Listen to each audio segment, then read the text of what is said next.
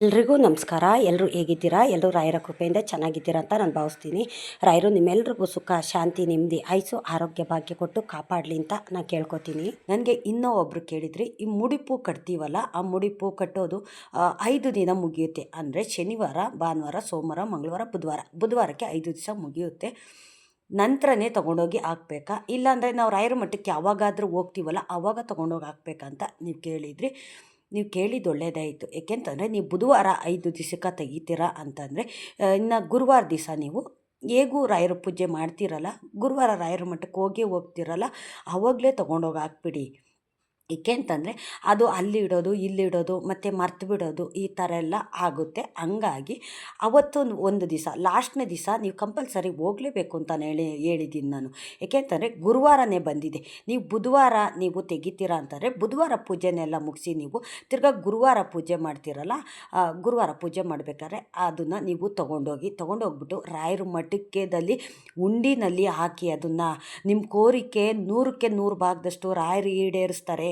ನೀವೇನು ಒಂದು ಸಾಲ ಇದೆ ನನಗೆ, ಸಾಲ ಆದಷ್ಟು ಬೇಗ ಈಗ ಬರೋ ಆರಾಧನೆ ಟೈಮಲ್ಲಿ ನಾನು ಮುಡಿಪು ಕಟ್ಟಿ ಸಂಕಲ್ಪ ನಾನು ಮಾಡ್ತೀನಿ.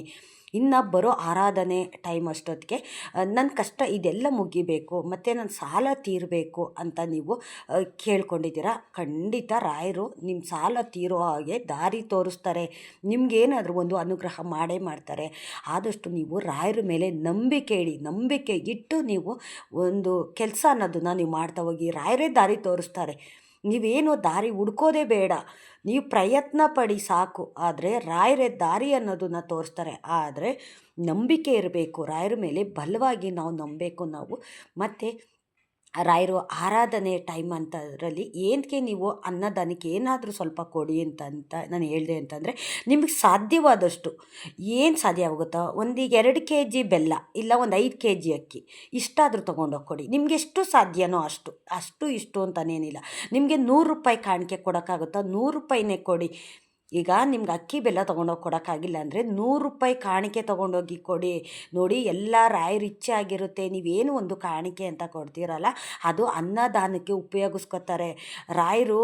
ನೀವು ಕೊಡೋ ಕಾಣಿಕೆ ದುಡ್ಡಿನಲ್ಲಿ ಸಾವಿರಾರು ಜನಕ್ಕೆ ಅನ್ನ ಹಾಕ್ತಾರಲ್ಲ, ಅನ್ನ ತಿನ್ನೋಂಥವ್ರು ಹಾರೈಸ್ತಾರೆ. ದೇವಸ್ಥಾನಗಳಿಗೆ ಬಂದು ಯಾರ್ಯಾರು ಅನ್ನ ಪ್ರಸಾದ ತೊಗೋತಾರೋ ಅವರೆಲ್ಲರೂ ಹಾರೈಸೋ ಥರ ರಾಯರ ಅನುಗ್ರಹ ಮಾಡ್ತಾರೆ. ಹಾಗಾಗಿ ನಿಮ್ಮ ಕೈಲಿ ಸಾಧ್ಯವಾದಷ್ಟು ತೊಗೊಂಡೋಗಿ ಕೊಡಿ. ಒಂದು 100 ರೂಪಾಯಿ ಕೊಡಿ ಸಾಕು, ಜಾಸ್ತಿ ಎಲ್ಲ. ನಿಮ್ಗೆ ಸಾಧ್ಯವಾದರೆ ಕೊಡಿ, ಇಲ್ಲ ಅಂತಂದರೆ ಒಂದು 100 ರೂಪಾಯಿ ಸಾಧ್ಯವಾಗುತ್ತೋ ತೊಗೊಂಡೋಗಿ ಕೊಡಿ. ಮತ್ತು ಅಭಿಷೇಕಕ್ಕೆ ಏನಾದರೂ ತೊಗೊಂಡೋಗಿ ಕೊಡಿ, ಹೂವು ತೊಗೊಂಡೋಗಿ ಕೊಡಿ. ನಿಮ್ಗೆ ಸಾಧ್ಯವಾದಷ್ಟು ಅನ್ನದಾನ ಕೊಡೋ ಅಂಥವ್ರು ಕೊಡಿ. ಇದನ್ನೇ ಕೊಡಿ ಅಂತ ಹೇಳೋದಿಲ್ಲ. ಇಲ್ಲ, 1-2 ಮೊಳ ತುಳಸಿ ತೊಗೊಂಡೋಗಿ ಕೊಡಿ, ಸಾಕಷ್ಟೇ ಸಾಕು. ದೇವರು ಇದನ್ನೇ ಕೊಡಬೇಕು, ನೀನು ಹೀಗೆ ಮಾಡಬೇಕು ಅಂತ ಕೇಳೋದಿಲ್ಲ. ಯಾಕೆಂತಂದರೆ ನಮ್ಮ ಬಡತನ, ನಮ್ಮ ಕಷ್ಟ ಎಲ್ಲವೂ ಸಹ ರಾಯರಿಗೆ ಗೊತ್ತಿರುತ್ತೆ. ಕೆಲವು ಟೈಮಲ್ಲಿ ದೇವ್ರುಗಳು ನನಗೆ ಪೂಜೆ ಮಾಡೋದಷ್ಟು ಶಕ್ತಿನೂ ಕೊಟ್ಟಿರಲಿಲ್ಲ. ನಾನು ಪಟ್ಟು ಕಷ್ಟನ ನಾನು ನಿಮ್ಮ ಹತ್ರ ಹೇಳ್ಕೊಂಡಿದ್ದೀನಿ, ಎಲ್ಲವೂ ನಾನು ಹೇಳ್ಕೊಂಡಿಲ್ಲ. 100 ರೂಪಾಯಿಲಿ 10 ರೂಪಾಯಿ ಭಾಗದಷ್ಟು ಅಷ್ಟೇ ನಿಮ್ಮ ಹತ್ರ ಹೇಳಿರೋದು. ಇನ್ನು 90 ಭಾಗದಷ್ಟು ನನಗೆ ಹೇಳ್ಕೊಳಕ್ಕಾಗೋದಿಲ್ಲ. ಏಕೆ ಅಂತಂದರೆ ಎಲ್ಲವನ್ನೂ ಅಷ್ಟೇ ಪರ್ಸ್ನಲಾಗಿ ನಾವು ಹೇಳ್ಕೊಳಕ್ಕಾಗೋದಿಲ್ಲ. ಅಂಥ ಕಷ್ಟನೆಲ್ಲ ನಾನು ಅನುಭವಿಸಿದ್ದೀನಿ. ನಮಗೆ ಒಪ್ಪತ್ತು ಊಟ ತಿನ್ನೋದಕ್ಕೂ ನಮಗೆ ಗತಿ ಇರಲಿಲ್ಲ. ದೇವ್ರಿಗೆ 2 ಊದುಗಡ್ಡಿ ತಂದು ಹಚ್ಚೋದಕ್ಕೂ ನನಗೆ ಶಕ್ತಿ ಇರಲಿಲ್ಲ. ಇಕ್ಕಿದ್ದ ಬಟ್ಟೆನೇ ವಾರ 15 ದಿವಸ ನಾನು ಒಂದೇ ಜೊತೆ ಬಟ್ಟೆ ಇಕ್ಕೊಂಡಿದ್ದೀನಿ. ಅಂಥ ಸ್ಥಿತಿಲಿ ಇದ್ದೋಳನ್ನ ನಾನು ಇವತ್ತು ಈ ಮಟ್ಟಕ್ಕೆ ತಂದಿದ್ದಾರೆ ಅಂತಂದರೆ ಅದು ನನ್ನ ಮನೆ ದೇವರು, ನಾನು ನಂಬಿರೋ ರಾಯರು. ನಾನು ಮನೆ ದೇವ್ರನ್ನ ನಂಬ್ತೀನಿ. ತುಂಬ ಅಂದರೆ ತುಂಬ ದೇವ್ರುಗಳ್ನ ನಂಬ್ತೀನಿ. ನನ್ನ ಮನೆ ದೇವರು. ಇತ್ತೀಚೆಗೆ ರಾಯರು ನಂಬೋದಕ್ಕೆ ನಾನು ಸ್ಟಾರ್ಟ್ ಮಾಡಿಕೊಂಡೆ. ಏಕೆ ಅಂತಂದರೆ ರಾಯರು ನಮ್ಮ ಮನೆಗೆ ಬಂದ ಮೇಲೆ ನನ್ನ ಕಷ್ಟ ಸ್ವಲ್ಪ ಏನಿತ್ತು ಅದನ್ನೆಲ್ಲವನ್ನು ದೂರ ಮಾಡಿದ್ದಾರೆ. ಆದರೆ ನಾನು ರಾಯರ ಹತ್ರ ಕೇಳ್ಕೊಳ್ಳೋದೆ ಎಷ್ಟು, ನನಗೆ ನೆಮ್ಮದಿ ಕೊಡು, ನನ್ನ ಮನೆಯಲ್ಲಿ ಸುಖ ಶಾಂತಿ ಅನ್ನೋದನ್ನು ಕರುಣಿಸು, ನೀನು ಸದಾಕಾಲ ನನ್ನ ಮನೇಲಿರಬೇಕು ಅಂತ ನಾನು ಇಷ್ಟನ್ನೇ ರಾಯರ ಹತ್ರ ನಾನು ಕೇಳ್ಕೊಳ್ಳೋವಂಥದ್ದು. ಏಕೆ ಅಂತಂದರೆ ನನ್ನ ಕಷ್ಟ ಭಗವಂತನಿಗೆ ಮುಟ್ಟಿಬಿಟ್ಟಿದೆ. ನಾನು ಹಾಕೋ ಕಣ್ಣೀರು ದೇವ್ರಿಗೆ ತಟ್ಟಿದೆ. ನಾನು ಹಸ್ಕೊಂಡು ಮಲಗಿರೋದು ದೇವ್ರ ಕಣ್ಣಲ್ಲಿ ನೋಡೋಕ್ಕಾಗ್ತಿಲ್ಲ. ಹಂಗಾಗಿ ನನ್ನ ಕಷ್ಟನ ಆದಷ್ಟು ಬೇಗ ದೂರ ಮಾಡಿದ್ದಾರೆ. ವರ್ಷಂಗಟ್ಟಲೆ ನಾನು ಕಷ್ಟನ ಅನುಭವಿಸ್ಲಿಲ್ಲ. ಆದರೆ ಆ ದಿನಗಳು ಏನಿದೆ ನೋಡಿ, ದಿನಗಟ್ಲೆ ನಾನು ಕಷ್ಟ ಅನುಭವಿಸಿದ್ರು ಅದನ್ನೇ ನಾನು ವರ್ಷಗಟ್ಟಲೆ ಕಷ್ಟ ಅನುಭವಿಸೋ ಥರ ಅಷ್ಟೂ ನಾನು ಅನುಭವಿಸ್ಬಿಟ್ಟಿದ್ದೀನಿ. ಆದರೆ ನಾನು ಪಡೋ ಕಷ್ಟ ದೇವ್ರಿಗೆ ಇಷ್ಟ ಆಗಲಿಲ್ಲ ಅನಿಸುತ್ತೆ. ಹಂಗಾಗಿ ನನಗೆ ಅನುಗ್ರಹ ಮಾಡಿದ್ರು. ಏಕೆಂತಂದರೆ ನಾನು ಚಿಕ್ಕಂದಿಂದನೂ ಅಷ್ಟೇ ಒಂದು ಧರ್ಮ ಅನ್ನೋದನ್ನು ನಾನು ಪಾಲಿಸ್ಕೊಂಡು ಬಂದಿದ್ದೀನಿ. ನಾನು ತಿನ್ನೋ ಊಟ ಬೇರೆಯವ್ರಿಗೆ ಕೊಡೋದು, ಬೇರೆಯವ್ರ ಮನಸ್ಸಿಗೆ ನೋವಾಗದೇ ಇರೋಂಗೆ ನೋಡ್ಕೊಳ್ಳೋದು, ನನಗೇನಿಲ್ಲ ಅಂದರೂ ಬೇರೆಯವ್ರ ಕಷ್ಟಕ್ಕೆ ನಾನು ಆಗೋದು.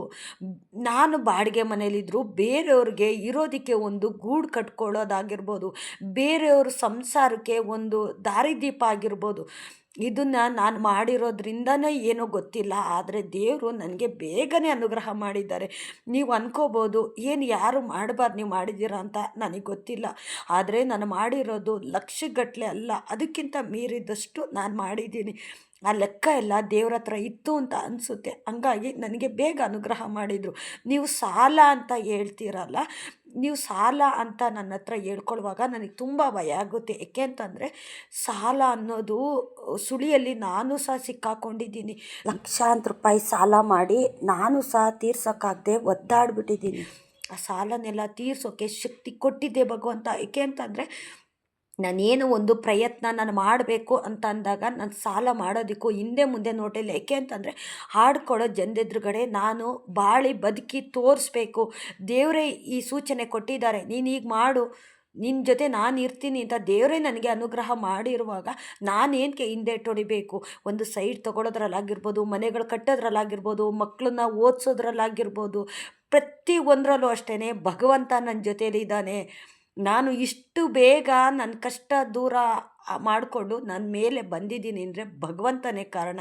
ನನಗೆ ಕೂತ್ಕೊಂಡಾಗ ನೆನೆಸ್ಕೊಂಡ್ರೆ ತುಂಬಾ ಬೇಜಾರಾಗುತ್ತೆ. ಏಕೆ ಅಂತಂದರೆ ಒಬ್ಬೊಬ್ಬರು ಜೀವನದಲ್ಲಿ ಒಂದೊಂದು ಥರ ಕಷ್ಟ ಅನ್ನೋದು ಕೊಟ್ಟಿದ್ದಾರಲ್ಲ. ಆದರೆ ನಾವು ಊಟ ಮಾಡ್ತೀವೋ ಉಪವಾಸ ಇರ್ತೀವೋ ಗೊತ್ತಿಲ್ಲ, ಆದರೆ ಸಾಲ ಮಾತ್ರ ಇರಬಾರ್ದು. ಅಷ್ಟು ಇದ್ದಿದ್ದ ಸಾಲನ ಹೇಗೆ ನಾನು ತೀರಿಸ್ತೆ ಅಂತಲೂ ನನಗೆ ಗೊತ್ತಿಲ್ಲ. ನಿಜವಾಗ್ಲೂ ನನಗೆ ಹೇಳ್ಕೊಳ್ಳೋದಕ್ಕೂ ಆಗೋದಿಲ್ಲ ಯಾವ ರೀತಿ ನನ್ನ ಸಾಲ, ಅಷ್ಟೊಂದು ಸಾಲ ಇತ್ತು. 1 ಗ್ರಾಮ್ ಒಡವೆನೂ ಸಹ ನನ್ನ ಹತ್ರ ಇರಲಿಲ್ಲ. ಎಲ್ಲ ಒಡವೆನೂ ಸಹ ನಾನು ತೊಗೊಂಡೋಗಿ ಬ್ಯಾಂಕಲ್ಲಿ ಇಟ್ಟಿದ್ದಂಥದ್ದು. ಲಕ್ಷಾಂತರ ರೂಪಾಯಿ ಒಡವೆನ ಇಟ್ಟಿದ್ದಂಥದ್ದು ನಾನು. ಅಷ್ಟು ಒಡವೆನೆಲ್ಲ 1 ವರ್ಷದಲ್ಲಿ ಬ್ಯಾಂಕಲ್ಲಿ ರಿನ್ಯೂವಲ್ ಅನ್ನೋದನ್ನು ಮಾಡಬೇಕು, 1 ವರ್ಷದಲ್ಲಿ ಬಿಡಿಸ್ಬೇಕು ಅದನ್ನೆಲ್ಲ. ಆ ಒಂದು ವರ್ಷದಲ್ಲೇ ನಾನು ಬಿಡಿಸೋ ಥರ ಭಗವಂತ ಅನುಗ್ರಹ ಮಾಡಿದ್ರು ನನ್ನ ಜೊತೆಯಲ್ಲಿ ಇದ್ಕೊಂಡು. ಹಂಗಾಗಿ ಏಕೆ ಅಂತಂದರೆ ನಾವು ನಿಯತ್ತಿನ ದಾರಿನಲ್ಲಿ ಇತ್ತು ಭಗವಂತನ ಸಂಪೂರ್ಣವಾಗಿ ನಾವು ನಂಬಿತು ಅಂತಂದರೆ ಭಗವಂತ ಯಾವುದಾದ್ರೂ ಒಂದು ರೀತಿಯಲ್ಲಿ ದಾರಿ ತೋರಿಸ್ತಾನೆ.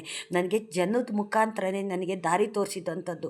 ನಾನು ಬಂಧು ಅಲ್ಲ, ಬಳಗ ಅಲ್ಲ, ಯಾರೂ ಅಲ್ಲ, ನನಗೆ ಗೊತ್ತು ಗುರಿ ಇಲ್ದಂಥವ್ರ ಕೈಲಿ ನನಗೆ ಸಹಾಯ ಮಾಡಿಸಿದ್ದಾನೆ ನನ್ನ ತಂದೆ ರಾಯರು, ನನ್ನ ಮನೆ ದೇವರು.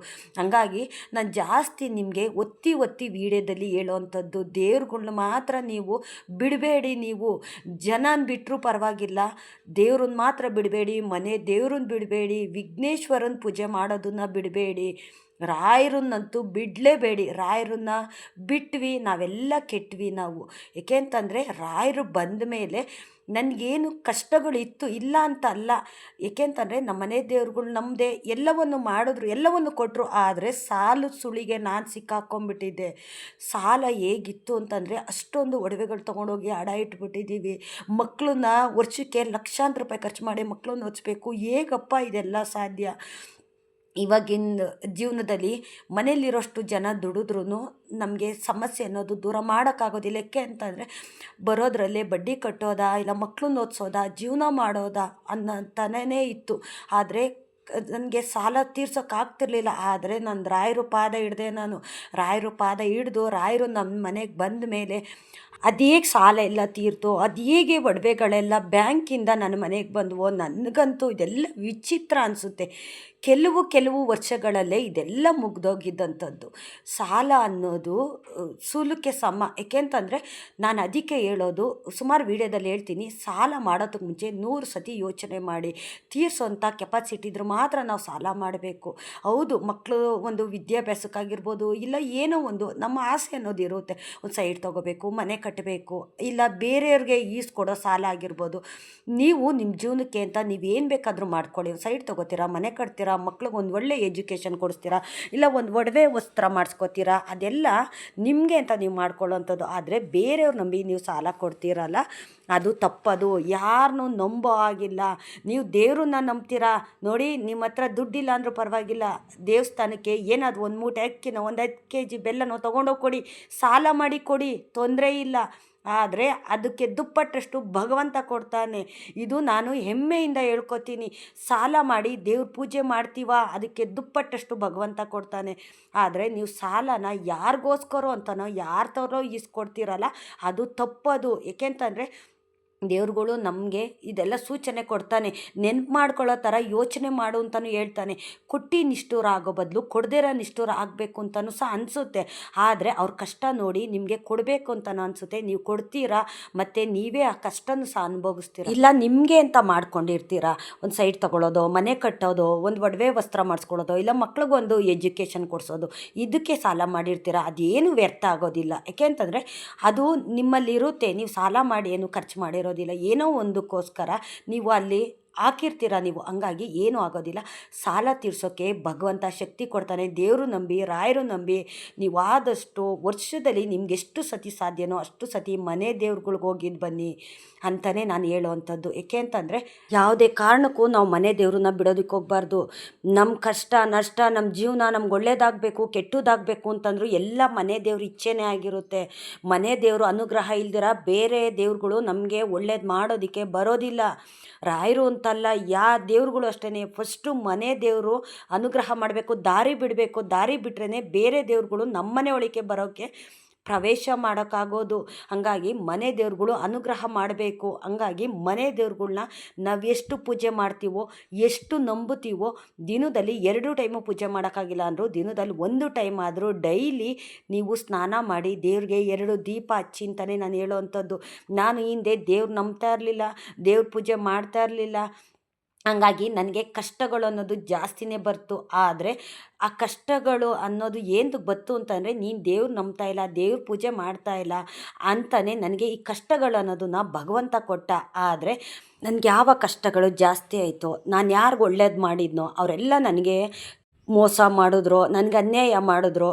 ಆವಾಗಲೇ ನಾನು ದೇವ್ರು ನಂಬಬೇಕು. ನಾನು ದೇವ್ರು ನಂಬದೇ ಇರೋದಕ್ಕೆ, ದೇವ್ರ ಪೂಜೆ ಮಾಡದೇ ಇರೋದಕ್ಕೆ ಈ ಕಷ್ಟಗಳೆಲ್ಲ ಬರ್ತಾ ಇರೋದು. ಹಂಗಾಗಿ ನಾನು ಜನ ನಂಬೋದು ಬೇಡ. ನಾನು ಎಷ್ಟು ಒಳ್ಳೇದು ಮಾಡಿದ್ರು ಜನದಲ್ಲಿ ನಿಯತ್ತು ಅನ್ನೋದಿಲ್ವಲ್ಲ. ಇನ್ನು ಜನಕ್ಕೋಸ್ಕರ ನಾನು 5 ಪೈಸನೂ ನಾನು ಖರ್ಚು ಮಾಡೋದಿಲ್ಲ. ಜನಕ್ಕೋಸ್ಕರ ನಾನು ಅಯ್ಯೋ ಅಂತಲೂ ಅನ್ನೋಕ್ಕೆ ಹೋಗೋದಿಲ್ಲ.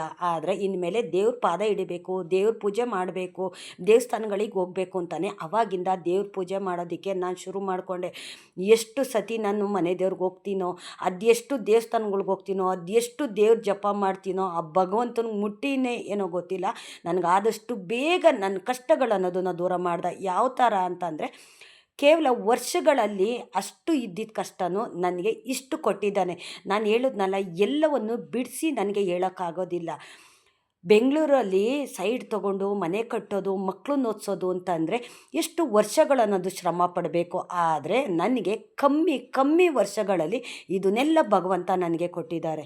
ಹಾಗಾಗಿ ಆ ಒಂದು ನಂಬಿಕೆಯಿಂದ, ನಾನು ದೇವ್ರ ಮೇಲಿಕ್ಕಿರೋ ನಂಬಿಕೆ, ಮತ್ತು ದೇವರು ನಮ್ಮ ನಂಬಿಕೆಗೆ ಮೋಸ ಮಾಡೋದಿಲ್ಲ ಅನ್ನೋದಕ್ಕೋಸ್ಕರನೇ ನಾನು ನಾನು ನಿಮಗೆ ಹೇಳೋವಂಥದ್ದು. ದೇವರು ನನಗೆ ಕೊಟ್ಟಿದ್ದಾರೆ ಅಂತಂದ್ಬಿಟ್ಟು ನಾನು ಯಾವತ್ತೂ ಅಷ್ಟೇ ನಾನು ಗರ್ವನೂ ಪಡೋದಿಲ್ಲ, ನಾನು ಅಹಂಕಾರನೂ ಪಡೋದಿಲ್ಲ. ನಾನು ಅವತ್ತು ಹೇಗಿದ್ನೋ ಇವತ್ತು ನಾನು ಹಾಗೇ ಇರೋದು. ನಾನು ಹಾಕೋ ಬಟ್ಟೆನಲ್ಲಾಗಿರ್ಬೋದು, ನಾನು ತಿನ್ನೋ ಊಟದಲ್ಲಾಗಿರ್ಬೋದು, ಏನರಲ್ಲೂ ಅಷ್ಟೇ ಬದಲಾವಣೆ ಅನ್ನೋದಿಲ್ಲ. ಆದರೆ ನಾನು ದೇವ್ರಿಗೆ ಎಷ್ಟು ನಾನು ಟೈಮ್ ಅನ್ನೋದು ಕೊಡ್ತೀನೋ, ಜನಕ್ಕೆ ನಾನು ಅಷ್ಟು ಟೈಮ್ ಅನ್ನೋದು ಕೊಡೋದಿಲ್ಲ ನಾನು. ಏಕೆ ಅಂತಂದರೆ ಇವಾಗ ನಾನು ಮನೆ ಹತ್ರ ಇದ್ದೀನಿ, ನಾನು ಯಾರ ಜೊತೆನೂ ಅಷ್ಟೇ ಕಾಂಟ್ಯಾಕ್ಟ್ ಇಟ್ಕೊಳ್ಳೋದಾಗಲಿ, ಹೊರಗಡೆ ಸುತ್ತಾಡೋಕ್ಕೆ ಹೋಗೋದಾಗಲಿ, ಇಲ್ಲ ಫ್ರೆಂಡ್ಸ್ಗಳು ಮನೆಗೆ ಹೋಗೋದಾಗಲಿ, ಇದು ಯಾವುದೂ ಅಷ್ಟೇ ನಾನು ಮಾಡೋದಿಲ್ಲ. ದೇವರು ದೇವಸ್ಥಾನ ಅಷ್ಟೇ ನನ್ನ ಜೀವನ. ನನ್ನ ಮನೆ, ನನ್ನ ಗಂಡ, ನನ್ನ ಮಕ್ಕಳು, ನನ್ನ ದೇವರು, ನನ್ನ ದೇವಸ್ಥಾನಗಳು ಅಷ್ಟೇ ನನ್ನ ಜೀವನ ಆಗಿರೋದು. ಆದರೆ ನನ್ನ ಕಷ್ಟನೂ ಯಾರ ಕೈಲಿ ಹೇಳ್ಕೊಳ್ಳೋದಿಲ್ಲ. ಬೇರೆಯವ್ರ ಮನೆ ವಿಚಾರನೂ ಅಷ್ಟೇ ನಾನು ಕೇಳೋಕ್ಕೆ ಹೋಗೋದಿಲ್ಲ. ಯಾಕೆಂತಂದರೆ ಒಬ್ಬೊಬ್ಬರು ಮನೆಯಲ್ಲಿ ಒಂದೊಂದು ಥರ ಪ್ರಾಬ್ಲಮ್ ಅನ್ನೋದಿರುತ್ತೆ. ಕೆಲವರು ತಡ್ಕೊಳಕ್ಕಾಗ್ದಿರ ನನ್ನ ಕೈಲಿ ಹೇಳ್ಕೊಂಡಾಗ ಅವ್ರಿಗೆ ನಾನು ಒಳ್ಳೆ ಸಜೆಷನ್ ಅನ್ನೋದನ್ನು ನಾನು ಕೊಡ್ತೀನಿ. ನಾನು ಪಟ್ಟ ಕಷ್ಟದಿಂದ ಬೇರೆಯವರು ಪಡಬಾರ್ದು, ಅದರಿಂದ ಹೇಗೆ ಹೊರಗಡೆ ಬರೋದು ಅಂತಲೇ ನಾನು ತಿಳಿಸಿಕೊಡೋ ಅಂಥದ್ದು. ಆದರೆ ನಿಮಗೆ ಸಾಲದ ಸಮಸ್ಯೆಗೆ ನೀವು ಸಿಕ್ಕಾಕೊಂಡಿದ್ದೀರಲ್ಲ, ಆದಷ್ಟು ಬೇಗ ನಿಮ್ಮ ಸಾಲ ಎಲ್ಲ ತೀರಲಿ. ಈ ಆರಾಧನೆ ಟೈಮಲ್ಲಿ ನೀವು ರಾಯರಿಗೆ ವಿಧವಾದಂಥ ವ್ರತ ಪೂಜೆ ಎಲ್ಲನೂ ಮಾಡಿ ನೋಡಿ. ನಾನು ಅದಕ್ಕೆ ಹೇಳೋದು, ಜನ ನಂಬಿ ಮೋಸ ಹೋಗೋದಕ್ಕೆ ಹೋಗಬೇಡಿ. ದೇವ್ರು ನಂಬಿ ನೀವು ನೀವೇನು ಒಂದು ತುಪ್ಪದ ದೀಪ ಹಚ್ಚುತ್ತೀರಲ್ಲ ಅದೆಲ್ಲ ದೇವ್ರ ಹತ್ರ ಕೌಂಟ್ ಆಗ್ತಿರುತ್ತೆ. ನೀವು ಮಾಡೋ ಪೂಜೆ ವ್ರತ ಎಲ್ಲ ದೇವ್ರ ಹತ್ರ ಲೆಕ್ಕ ಇರುತ್ತೆ. ಬ್ಯಾಂಕಲ್ಲಿ ಹೇಗೆ ದುಡ್ಡು ಇಟ್ಟಿರ್ತೀವೋ ಅದೇ ಥರನೇ ದೇವ್ರ ಹತ್ರ ಲೆಕ್ಕ ಇರುತ್ತೆ. ಎಲ್ಲ ಕೌಂಟ್ ಮಾಡ್ಕೊತಿರ್ತಾರೆ. ಒಂದಲ್ಲ ಒಂದು ಸತಿ ನಿಮಗೆ ಅನುಗ್ರಹ ಮಾಡಿದ್ರು ಅಂತಂದರೆ ಜೀವನ ಪೂರ್ತಿ ನಿಮಗೆ ಚೆನ್ನಾಗಿರೋ ಥರ ಅನುಗ್ರಹ ಮಾಡ್ತಾರೆ. ಇದು ರಾಯರ ಮೇಲೆ ಇರೋ ನಂಬಿಕೆಯಿಂದ ನಾನು ಹೇಳ್ತಾ ಇರೋವಂಥದ್ದು. ಏಕೆ ಅಂತಂದರೆ ಕೋಟಿ ಜನಕ್ಕೆ ರಾಯರು ಅನುಗ್ರಹ ಮಾಡಿದ್ದಾರೆ. ಆದರೆ ನಿಮಗೆ ಮಾಡೋದಿಲ್ವಾ? ಖಂಡಿತ ಮಾಡ್ತಾರೆ. ನಾನು ಅಷ್ಟು ಸಾಲದಿಂದ ಮುಕ್ತಿ ಹೊಂದೋದಕ್ಕೆ ಕಾರಣನೇ ದೇವ್ರುಗಳು.